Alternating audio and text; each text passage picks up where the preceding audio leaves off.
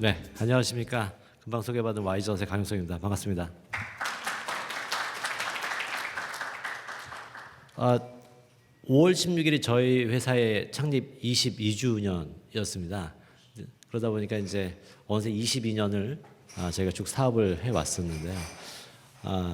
5월달 행사에 또 다른 주제도 아니라 또 ESG라고 하는 저희가 기업을 하는 사람으로서 경영을 하는 사람으로서 반드시 생각해야 되는 하지만 또 전문적이지 못한 이런 분야에 대해서 강의를 할 수 있는 곳에 저희가 후원할 수 있는 기회를 주셔서 첫 번째로 좀 의미도 있고 또 감사한 마음이 있습니다. 그리고 이렇게 아침 일찍 많으신 분들이 또 이런 관심을 가지고 또 참여해 주시니까 나름 이 후원을 하고 있는 입장에서 굉장히 좀 뿌듯함도 느껴집니다. 저희 회사에 대해서 이렇게 잠시 소개를 드리려고 하는데요. 와이즈넛이라고 하는 회사는 22년 전에 설립이 됐습니다. 그래서 저 이름 갖고서 이야기하시는 분들이 되게 많으신데요. 이름이 처음에 지금은 아무렇지 않게 들리는 이름이지만 저 당시에는 무슨 뜻이냐고 이렇게 여쭤보시는 분이 되게 많았습니다. 무슨 뜻이냐 저게 와이즈넷 아니냐, 와이드넷 아니냐 이런 이야기들도 있었는데요. 저 당시에 저희가 처음에 사업을 시작했었던 부분이 검색에서부터 시작을 하면서 사실은 야후나 구글처럼 좀 글로벌한 포탈이 되겠다라고 하는 야심찬 계획을 가지고 회사명을 정하다 보니까 그 당시에 너무 기술적이지도 않고 약간은 좀 마케팅 회사 같은 느낌의 이름을 정했던 부분이 있습니다. 그래서 이게 Y전으로 사업을 시작을 했습니다. 저희 회사는 아까 말씀드린 것처럼 2000년에 설립이 됐습니다. 현재 저희가 한 320명 정도 직원이 저희 회사 근무를 해주고 계시고요.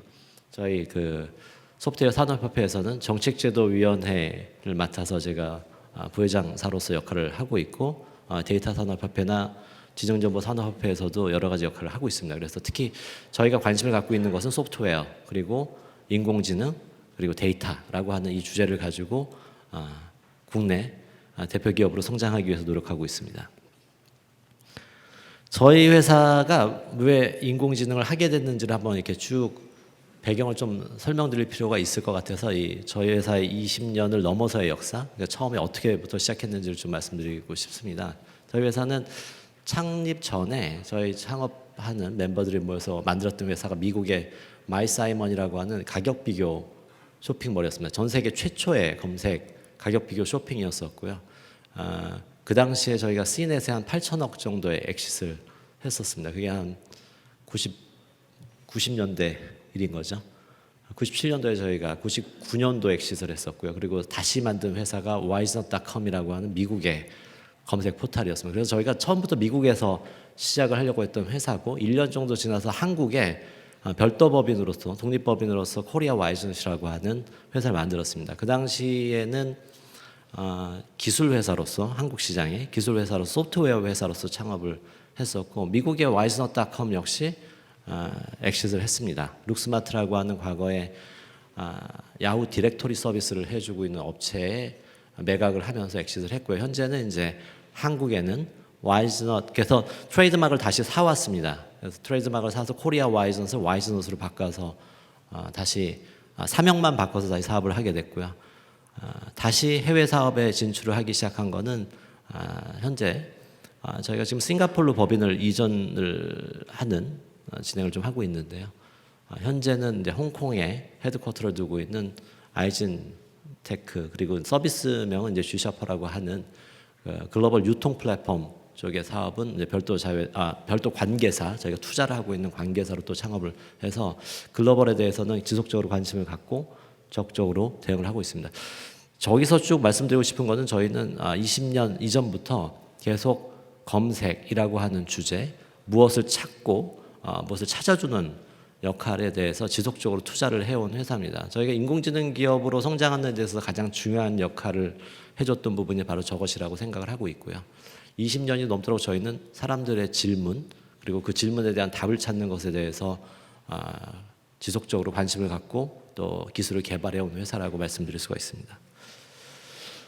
네, 그러다 보니까 검색이라고 하는 것이 왜 지금의 저희 회사가 하고 있는 챗봇까지의 연관성이 어떤 식으로 진행됐는가를 좀 설명드릴 수 있을 것 같은데요. 창업 초기에는 말 그대로 인터넷의 시대였습니다. 그러다 보니까 그 당시에는 이커머스 마켓이나 이커머스 사이트나 아니면은 뭐 포탈 뭐 이런 여러 가지 웹 베이스의 시스템들이 자꾸 생겨나면서 그 속에서 정보를 쉽게 찾게 해주는 것이 필요한 시기였습니다. 그 속에서 저희는 검색 엔진이라고 하는 소프트웨어를 만들어서 굉장히 많은 쇼핑몰이나 또는 뭐 공공기관의 홈페이지, 그 다음에 뭐 여러 포탈들의 엔진을 공급을 하면서 지속적으로 사람들이 어떤 질문을 하고 있는가, 그 포탈에 대해서 뭐 이런 것들에 관심을 쭉 가져왔고요. 이 검색 기술의 핵심으로 들어가 있는 부분이 언어 처리 부분입니다. 언어를 분석하고 분석된 언어를 기반으로 해서 뭔가를 서비스를 만들어내고 하는 기술이 되는데요.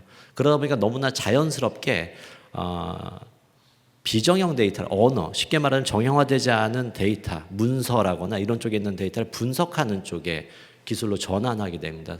소위 이제 텍스트 마이닝이라고 하는 영역으로 저희가 진행을 했고요. 이 부분은 주로 뭐 여러분들이 보셨을 때 뭐 콜센터에 전화 같은 것들이 막 들어왔을 때 이런 데이터들이 막 쌓였다거나 뭐 국회 같은데 여러 가지 뭐 입법 관련된 자료들이 쌓였다거나 언론 뭐 신문사 같은데 굉장히 많은 기사들이 있다거나 이런 거를 텍스트 마이닝을 통해서 뭐 성향을 찾아내고 뭐 유사한 것을 찾아내고 뭐 이런 걸 묶어주고 하는 쪽에 어떤 기술들의 역할을 하게 됩니다. 그래서 저런 기술을 다루다 보니까 검색에서 쓰고 있었던 언어 분석 기술보다는 좀 더 차원 높은 형태의 분석 기술들을 확보하게 되었고요. 거기서 자연스럽게 4차 산업혁명의 시대가 다가오면서 그 당시에 IBM 왓슨이 이제 챗봇을 서비스를 공개하게 되면서 시장에 큰 파장을 주게 됐었는데요. 저희 회사가 저 기술을 기반으로 챗봇 시장에 들어갈까 말까 고민하던 시기가 있었습니다. 저희가 참 외부에서 제가 이렇게 봤을 때 이런 얘기들을 합니다. 뭐 저 회사는 예를 들자면은 그러니까 오토바이를 만드는 회사인데 뭐 엔진, 뭐 전체적인 구조를 보면 자동차 회사로 금방 바꿀 수 있지 않을까?라고 하는 생각을 쉽게 할 수 있는데요. 검색을 했고 텍스트 마이닝을 했으니까 챗봇은 너무 쉽게 가는 게 아닐까라고 외부에서 볼 수 있지만 그 안에는 나름대로 큰 챌린지가 많았습니다. 그런데 그 결정을 해야 되는 과정 중에 한 가지가 뭐가 있었냐면 되게 단순한 생각들인데 저희 뭐 직원들끼리 모여서 뭐 이야기를 하고 뭐 했었던 부분들인데 결론적으로는 세상이 아무리 변해도 어떠한 경우에도 정보는 계속 쌓여갈 거고 그 정보에 대해서 접근하는 기술은 영원할 것 같은데 중요한 거는 사람들이 바뀌니까 좀 쉬운 방법으로 정보에 접근하려고 하지 않을까. 근데 내가 보기에는 챗봇이 가장 쉬운 방법인데 고객들한테 쉬우면은 결국에는 만드는 사람들은 어려워질 거라는 거죠. 그래서 직원들이 고생할 준비를 같이 해주지 않으면은 사실은 빤히 보이는 시장임에도 불구하고 우리가 갈 수 없을 것 같다고 얘기를 했습니다. 그래서 제 어머니 말씀드렸어요. 제가 어머니 텔레비전을 바꿔드렸는데 이전 TV가 L사 거였는데 S사 거로 바꿔드렸더니 이걸 잘 못 다루시는 거예요. 그래서 생각을 해봤던 게 우리 어머니가 그러시는데 만약에 리모컨에 말로 해가지고 TV 채널이 바뀌고 원하는 드라마를 볼 수 있게 된다고 하면은 그 얼마나 좋겠냐고 했던 얘기를 했습니다. 그러면서 저희가 챗봇을 만들기 시작을 했었고요. 저는 그 첫 번째 레퍼런스를 잊을 수가 없습니다. 첫 번째 레퍼런스가 대신증권의 챗봇이었습니다. 사실은 고객사는 검증되지 않은 저희보다는 검증이 됐던 왓슨을 도입하고 싶어 하셨던 것 같았습니다. 뭐 그렇게 얘기는 안 했지만, 근데 뭐 입찰의 과정 등등에 대해서 저희한테 어떻게 기회가 돼서 저희가 그 프로젝트를 했는데 저희 직원들도 굉장히 고생을 했고 고객사도 굉장히 고생을 했던 프로젝트입니다. 근데 그럼에도 불구하고 결과는 참 아름답게 끝났습니다. 회사가 단순하게 그 프로젝트 하나에 대해서 수익성을 논하게 된다라고 하면은 손해일 수도 있지만 그래도 뭔가에 대해서 확신을 가지고 그 확신이 있다라고 하면은 뭐 대표이사의 의지뿐 아니라 전 직원의 어떤 헌신이 있다라고 하면은 또 새로운 시장으로 이렇게 옮겨갈 수 있겠다라고 하는 확신이 들었던 순간입니다. 그래서 그 후로 저희 회사는 4년 동안 대한민국에 약 250여 개의 챗봇 레퍼런스를 만들 수가 있었습니다. 저는 250개의 프로젝트 중에서도 가장 떠오르는 프로젝트는 대신직원일 수밖에 없습니다. 첫 번째가 저희한테는 가장 망설이는 저의 발걸음을 약간 망설이게 만든 것도 사실이지만 또 그 순간 내디딜 수 있게 해주는 용기를 준 것이기도 하기 때문입니다. 그래서 저희는 그렇게 챗봇 사업에 뛰어들었습니다. 그렇게 챗봇 사업을 뛰어들면서 저기 쭉 나와 있는 끝에가 이제 서비스로 표현을 했었는데요. 온프레미스 시장으로 모든 사업을 쭉 해오던 것에서 저희가 SaaS로 전환하려고 하는 준비가 시작됐다라고 하는 것을 의미합니다.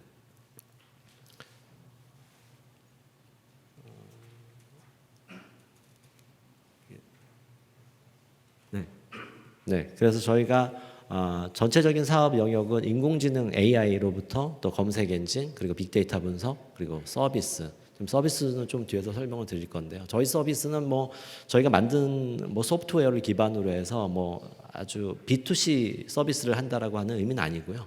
B2B 기반 또 B2G 기반에서 SaaS 그러니까 클라우드 기반의 이제 SaaS 서비스로 전환한다는 것을 의미합니다. 그래서 저희가 갖고 있었던 챗봇, 그 다음에 뭐 분석 엔진, 그 다음에 수집 엔진, 뭐 이런 엔진들을 차례로 지금 SaaS로 전환하고 있는 작업들을 지금 진행들을 하고 있습니다. 그래서 지금 저희 가장 주력 제품이라고 이야기할 수 있는 부분이 이제 와이즈 아이챗입니다. 현재는. 그래서 지금 뭐 대표적인 레퍼런스는 뭐 서울시청이라거나 신한은행 그리고 뭐 삼성 등에 지금 공급을 하고 있습니다. 좀 말씀드리고 싶은 부분 중에 하나가 처음에 챗봇이 도입이 됐을 때는 대부분은 이제 그 고객센터 쪽에 많이 적용이 됩니다. 콜센터나 이런 쪽에. 근데 최근 들어서 저 신한은행 같은 경우에는 지금 소울 앱에서 적용되고 있는 챗봇 서비스, 대고객용 챗봇 서비스도 제공을 하고 있지만 동시에 저 내부에 몰리라고 하는 사내 업무용 챗봇을 저희가 납품을 하고 있습니다. 사내 업무용 챗봇이라고 하는 게 뭐냐면 예를 들어 조직 내부에 굉장히 많은 직원들이 저희 이 전제가 되게 재밌었던 건데요. 김 대리와 뭐 박 이사의 하루 출근해서 한번 그 사람들의 하루를 역순으로 쫓아가 보면은 굉장히 많은 시간들을 커뮤니케이션과 웨이팅의 시간을 보내게 됩니다. 뭐 회의를 해야 되고 회의 시간까지 기다려야 되고. 근데 만약에 그것에 대해서 즉답으로 얻어낼 수 있는 커뮤니케이션을 가능하게 만들게 한다면은 사실은 그런 시간적인 손실을 줄여줄 수가 있겠죠. 예를 들자면 신한은행 몰리는 여신을 담당하던 분이 외환 담당 업무로 바뀌었을 때 과거에는 교육을 받으러 연수원에 갔다 오지만 지금은 그냥 몰리에 물어봅니다. 굳이 연수를 다녀오지 않은 채로 내부의 업무 매뉴얼에 그러니까 매뉴얼 기반의 모든 업무에 대해서는 챗봇에 물어보고 거기서 들은 것으로서 그러니까 김 대리나 박 과장님한테 물어보지 않고 시스템에 물어보고 얻어낸 방식으로 업무를 하는 형태로서 지금 적용이 되고 있습니다. 이 부분이 지금 현재 굉장히 최근 저희 회사의 성장에 큰 역할을 해주고 있습니다. 그리고 옆에 보이시는 것이 바로 저희가 준비하고 있는 SaaS 서비스인 와이즈 앤선입니다. SaaS 기반의 서비스로 주로 지금은 대학 쪽에 굉장히 많이 적용이 되고 있습니다. 대학의 특성이 아시는 것처럼 뭐 입학 시기나 그 다음에 수강 신청 시기에 뭔가 대화가 확 몰리는 특성이 있습니다. 그러다 보니까 사실 온프레미스로 시스템을 구축을 했을 때도 효과적이지 않은 케이스가 있죠. 그래서 저거는 저희가 SaaS로 구성을 해서 지금 한 20여 개 정도 대학에 서비스를 하고 있습니다. 본 서비스를 하는 데 있어서 가장 중요한 것은 대학 시장을 좀 하고 있는 분들은 아시겠지만 공공 조달을 통해서 조달 과정이 이루어집니다. 그래서 사실은 SaaS가 조달을 통해서 판매가 될 수 있는 현재 가장 확실한 방법이 지금 보시는 것처럼 SaaS 보안 인증을 받습니다. SaaS 보안 인증을 저희가 한 8개월여 준비를 통해서 인증을 받았고 이것을 통해서 디지털 서비스 등록을 공공 조달 디지털 서비스 등록이 맞춰져 있습니다. 챗봇으로는 거의 유일하게 등록이 되어 있는 제품이고요. 입찰의 과정 없이 우선 구매가 될 수 있는 형태로 판매가 이달부터 시작이 됐습니다. 그래서 첫 번째 레퍼런스가 막 계약이 됐고요. 이를 통해서 저희가 적극적으로 SaaS로 전환을 하려고 하고 있습니다. 그래서 약 200 앞에서 말씀드린 것처럼 공공부터 금융 전 분야에 걸쳐서 한 250여 군데 저희가 레퍼런스를 확보를 하고 있고요. 제 개인적인 생각은 저희가 검색 엔진의 누적 고객 수가 4,200여 군데가 됩니다. 공공 시장이 한 60% 정도 저희가 하고 있는데요. 그것도 똑같이 뭔가 물어보고 결과를 얻어내는 시스템이기 때문에 저희 250여 개의 레퍼런스가 앞으로 확대될 수 있는 시장은 미니멈 한 2,000군데는 되지 않을까라고 하는 확신을 가지고 있습니다. 거기를 따라서 이제 기존의 검색이 자연스럽게 챗봇으로 전환되는 시장이 도래할 거로 예상을 하고 있습니다.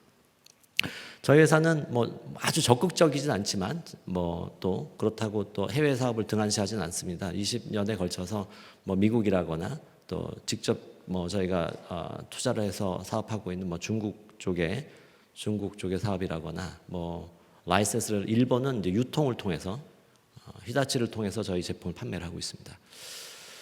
저희가 갖고 있는 비전은 그렇습니다. 지금 앞에서 말씀드린 것처럼 사실은 미래가 우리나라가 더 이상 제조 산업으로 성장하는 시기는 지났다고 생각을 하고 있습니다. 그리고 당연히 지식 산업 중심으로 고부가가치 산업이 우리의 미래의 성장 동력으로 돼야 된다고 보고 있고요. 가장 또 고민스러운 문제는 인구 감소라고 하는 현실이 우리에게 다가오고 있다고 말씀드릴 수가 있습니다. 그렇기 때문에 우리가 만들어내고 있는 이 인공지능 소프트웨어는 한국에서의 어떤 생산성, 기술 경쟁력 등을 유지시킬 수 있는 유일한 대안으로서 인공지능 분야의 소프트웨어들이 그 역할을 해줘야 된다라고 저희는 확신을 갖고 있습니다. 그런 비전을 달성하기 위해서 저희 회사는 저희가 갖고 있는 기술들을 재사용성이 높은 앞에서 말씀드린 사스 기반의 서비스로 차근차근 전환해 나갈 계획에 있습니다.